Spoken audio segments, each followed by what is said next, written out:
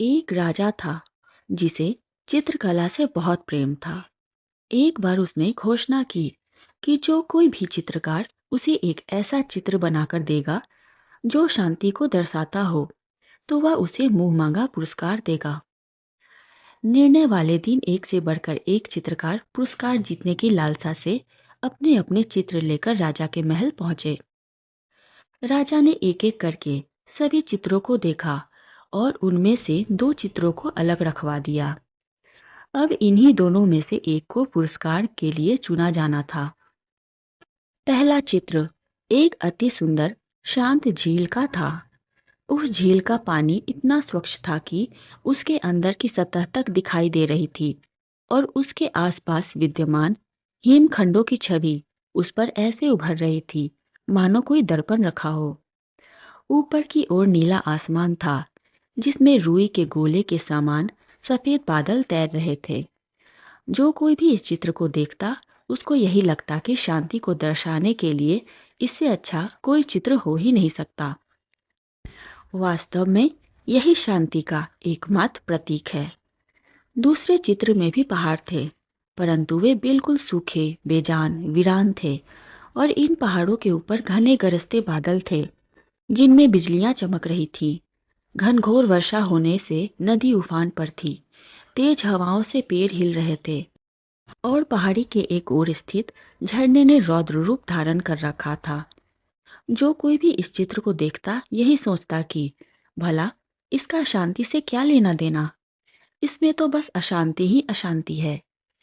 सभी आश्वस्त थे कि पहले चित्र बनाने वाले चित्रकार को ही पुरस्कार मिलेगा। तभी राजा अपने सिंहासन से उठे और घोषणा की कि दूसरा चित्र बनाने वाले चित्रकार को वह मुंह मांगा पुरस्कार देंगे। हर कोई आश्चर्य में था। पहले चित्रकार से रहा नहीं गया। वह बोला, लेकिन महाराज, उस चित्र में ऐसा क्या है जो आपने उसे पुरस्कार देने का फैसला लिया, जबकि हर कोई यही कह रहा है कि मेरा चित्र ही शांति को दर्शाने के लिए सर्वश्रेष्ठ है। आओ मेरे साथ। राजा ने पहले चित्रकार को अपने साथ चलने के लिए कहा। दूसरे चित्र के समक्ष पहुंचकर राजा बोले, झरने के बाईं ओर हवा से एक ओर झुके इस वृक्ष को देखो। उसकी डाली पर बने उस घोंसले को देखो।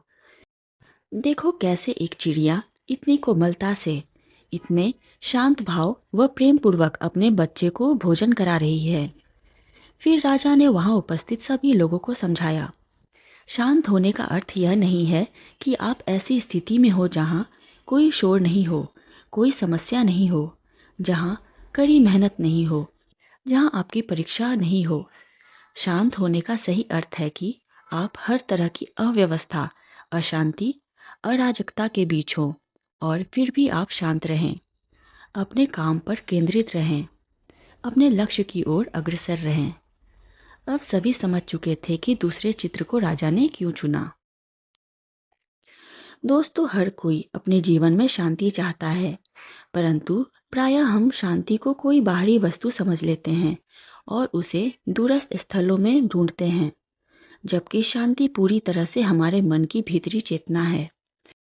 और सत्य यही है कि सभी दुख, दर्दों, कष्टों और कठिनाइयों के बीच भी शांत रहना ही वास्तव में शांति है। आशा करती हूँ ये छोटी सी कहानी आपको पसंद आई होगी। कहानी पसंद आई हो तो वीडियो को लाइक करें, शेयर करें और चैनल को सब्सक्राइब करें। धन्यवाद।